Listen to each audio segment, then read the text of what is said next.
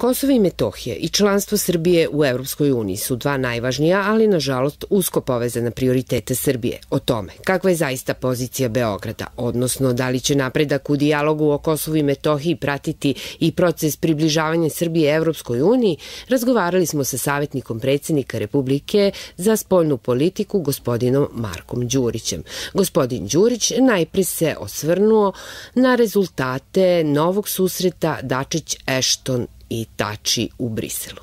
Mi smo se suočili sa dogovorima koje je vlada u prethodnom sazivu postigla sa privremenim institucijama samouprave u Prištini, koji po našem mišljenju nisu bili uvek u najboljem interesu naše strane i povoljni, vođeni u atmosferi u kojoj u njihovo postizanje nije bila uključena opozicija i svi politički akteri u Srbiji, ali i sa druge strane suočeni sa neophodnošću da kredibilitet naše zemlje u periodu pred ulazak u suštinske teme o budućem određenju odnosa Beograda i Prištine, dakle da taj naš kredibilitet pre toga bude osnažen primjenom onoga što je naša zemlja dogovorila. Međunarodna zajednica ne gleda na Srbiju kao na državu koja postoji od izbora do izbora, već jedan kontinuitet i naš kredibilitet, vrednost saradnje i razgovora sa nama vrednuju kroz to kako se mi odnosimo prema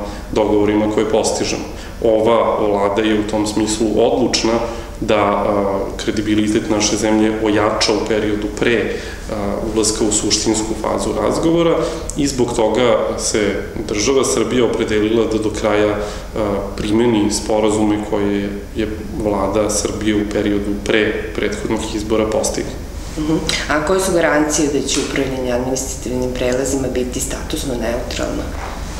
Dakle, kada je reč o statusnoj neutralnosti, Srbija insistira da na svakom koraku primene svih sporazuma statusna neutralnost bude jedan od osnovnih principa. Mi jednostavno ne želimo da uđemo u nešto što bi značilo da naša zemlja implicitno ili eksplicitno priznaje jednostrano proglašenu nezavisnost Kosova. U tom smislu za primjenu ovih sporazuma formiraju se komisije, zajedničke komisije u kojima predstavnici obe strane Evropske unije određuju svaki pojedinačni aspekt tih dogovora. Dakle, naravno, ovo pitanje je prevashodno u nadležnosti vlade, ali ja sam uveren da će predstavnici vlade u skladu sa državnom politikom na svakom koraku primene sporazuma o integrisanom upravljanju insistirati na tome da Ustav i zakoni Republike Srbije budu poštovani i da statusna neutralnost bude imperativ. To je nešto što je svakako preporuka i zahtev koji će sa ovog mesta dolaziti. U Briselu je pokrenuto i pitanje transparentnosti finansiranja kosmetskih Srba. Šta to tačno podrazumeva po vašem mišljenju? Pa, s obzirom na to da zemlje koje imaju određeni politički, vojni i svaki drugi uticaj na području naše južne pokrajine insistiraju na ovom principu, mislim da je zapravo najbolja adresa za takvu vrstu pitanja Brisel. Sa naše strane, finansiranje institucija Republike Srbije na čitavoj teritoriji ne predstavlja tajnu. Naše institucije se javno finansiraju podjednako i u Beogradu i u Kosovskoj Mitrovici.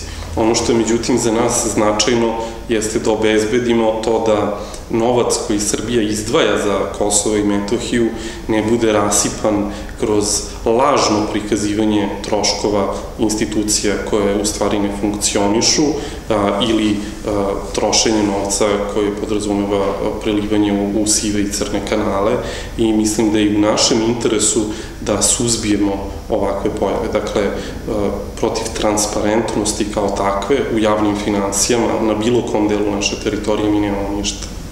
To znači, ne znači povlačenje Beograda iz toga, nego upravo predupređenje tog procesa.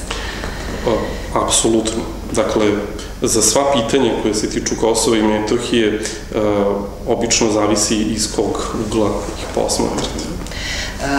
Pažnju javnosti privuklo i pominjene oficire za vezu. U javnosti se spekulisalo da je reč o uspostavljanju kancelarije u Beogradu i Prištini s karakteristikama diplomatskih predstavništva. Kako to komentarišete? Pa ja mislim da nije moguće uspostavljanje diplomatskih predstavništava između države Srbije i južne pokrajine. Sasvim jasno da to takav karakter nikada ne bi ni moglo da ima. O svim aspektima budućih dogovora koji mogu da budu postignuti u političkim pregovorima razgovarat će se pre nego što odluke budu donete u državnom vrhu Srbije, zatim o svim suštinskim aspektima pre nego što pregovori pređu iz ove sasvim početne faze u suštinsku fazu, morat će da se izjasni ne samo državni vrh Srbije, nego i Narodna skupština Srbije, koja pre nego što pregovori pređu u suštinsku fazu, a između ostalog, ovo što ste pomenuli, tiče se ipak suštinskih pitanja. Dakle, o tome treba da se izjasne narodni poslanici, o tome treba da se izjasne građani Srbije i u tom smislu ne želimo ponavljanje situacije iz prošlosti u kojima politički proces nije bio dovoljno transparentan i poodmakao je bez učešća javnosti Srbije. Kakva je zaista pozicija Beograda u dijalogu, s obzirom da državna platforma još nije doneta, a da je Priština objavila svoju platformu koja, čini se, ne ostavlja baš mnogo prostora za kompromis? Svaki dijalog, ukoliko želimo da bude uspešan, mora da rezultira kompromisom. Naša pozicija je zasnovana na našim vitalnim državnim nacionalnim interesima, na činjenici da je Srbija u prethodnom periodu već učinila veoma veliki broj kompromisa i na tome da Srbija želi da svaka naša platforma i svako naše rešenje bude upravljeno postizanju uzajemno prihvatljivog cilja. Dakle, uzajemno prihvatljivih principa za funkcionisanje institucija u našoj južnoj pokrajini. Kada očekujete usvajanje državne platforme Srbije za razgovore s Prištinom? S obzirom na to da je reč o pitanju koje nije ni malo jednostavno, ono što mogu da kažem jeste da sam lično veoma zadovoljan činjenicom da državni vrh utvrđenom dinamikom veoma redovno razmatra i sa više strana sagledava sva važna pitanja koje se tiču Kosova i Metohije i da je to proces koji teče, da je to proces u kome ne postoji nikakvo prenagljivanje ni vremensko uokvirivanje sa naše strane koje bi nas onemogućilo da na kvalitetan način presečemo po pitanju finalnog pravca. Međutim, element hitnosti i element važnosti cele stvari se uvek ima u vidu. Da li očekujete da će taj dokument dobiti širu političku podršku u parlamentu i podršku partnera na zapadu? Ono što je važno je da se sa jedne strane o svim osnovnim principima za buduće razgovore o suštinskim pitanjima dobije što je moguće veća podrška i u parlamentu i u najširoj javnosti. U tom smislu možemo očekivati da predsednik Republike pozove šefove poslaničkih grupa u narednom periodu na konsultacije upravo o ovim principima sa jedne strane i sa druge strane veoma je važno da razumemo da diplomatski napori koji se sprovode u Briselu nisu dovoljni da bismo ostvarili naše ciljeve. Razgovori u Briselu samo su jedan aspekt i samo na neki način treba da predstavljaju krunu naših diplomatskih aktivnosti. Ono što je neophodno, to je da razgovaramo sa svim partnerima u međunarodnoj zajednici, da ih upoznajemo sa našim stavovima, da razgovaramo o mogućnostima i da onda na razgovorima u Briselu prosto postižemo i formalne dogovore. Do tada važno je da razgovaramo sa svima o našim stavovima, jer čini nam se da druga strana, dakle Priština, veoma intenzivno radi to i mi u ovom periodu pripremnom ni u čemu ne zaostajemo kada je reč o toj vrsti aktivnosti. Pitanje Kosova i Metohije je glavni politički uslov bržih evrointegracije Srbije. Zapad tvrdi da evropska budućnost Srbije nije uslovljena priznanjem nezavisnosti Kosova, nego da je ključna tačka normalizacija odnosa s Prištinom.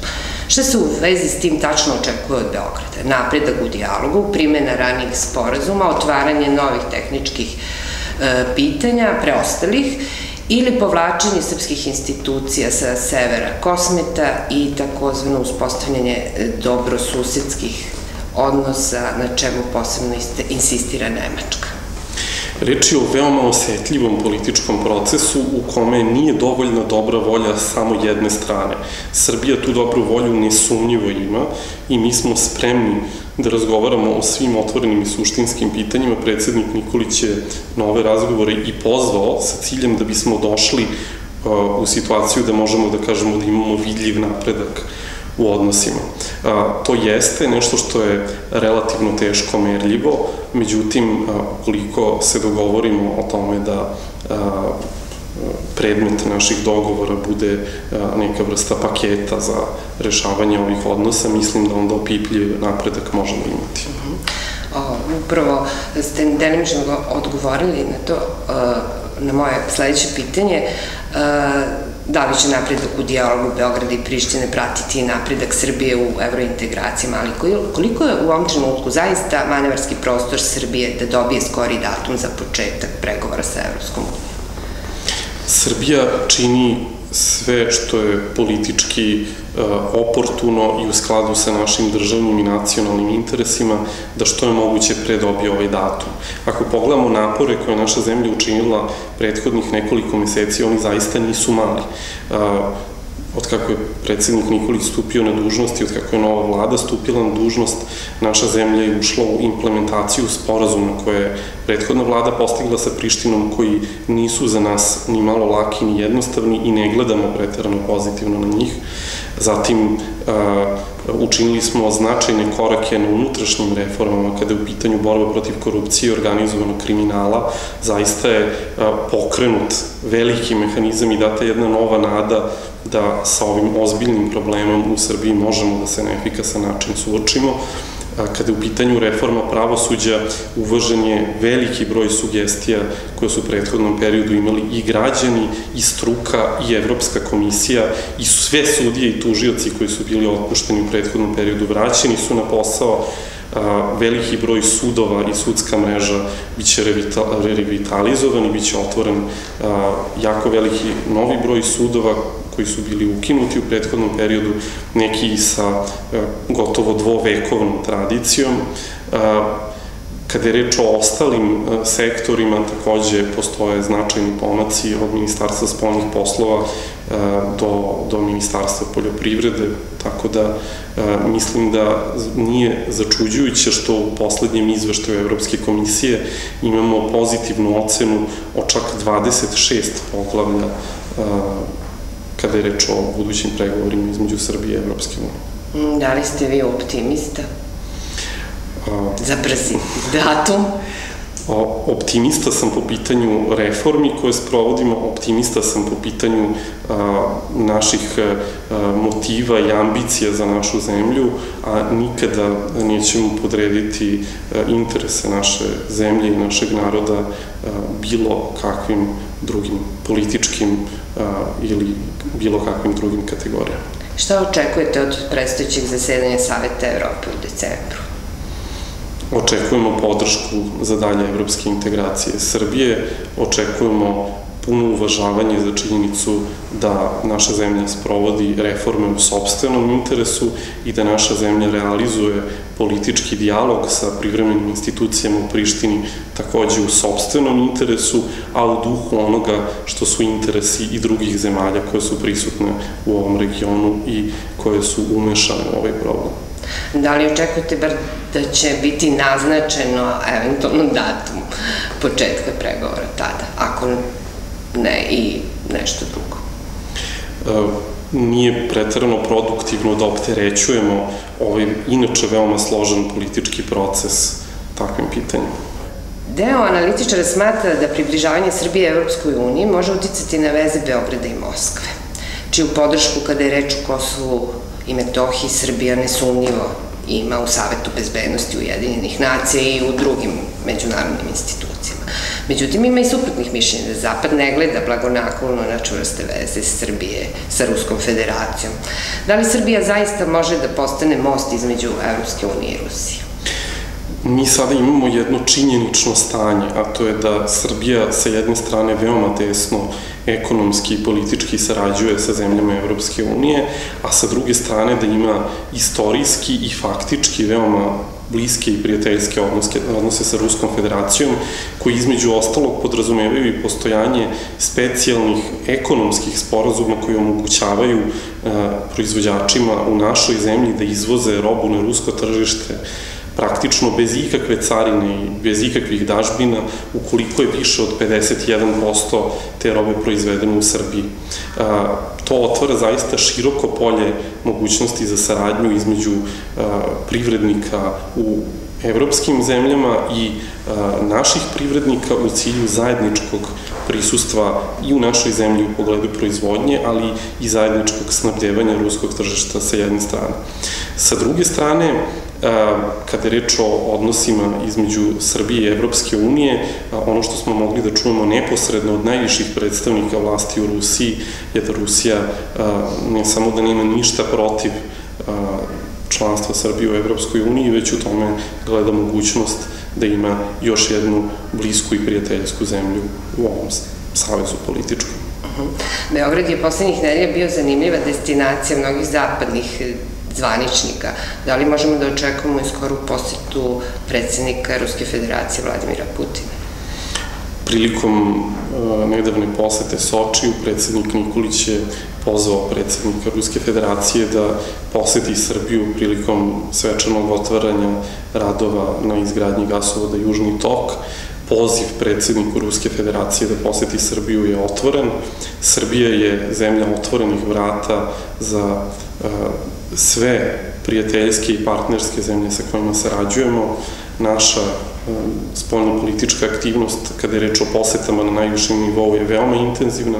Predsednik Nikolić se u prethodna 2 meseca sreo i sa predsednicima Ruske federacije, sa predsednikom Sjedinjenih Američkih Država, šefovima mnogih drugih zemalja u svetu i za sve njih vrata Srbije su širom otvorene.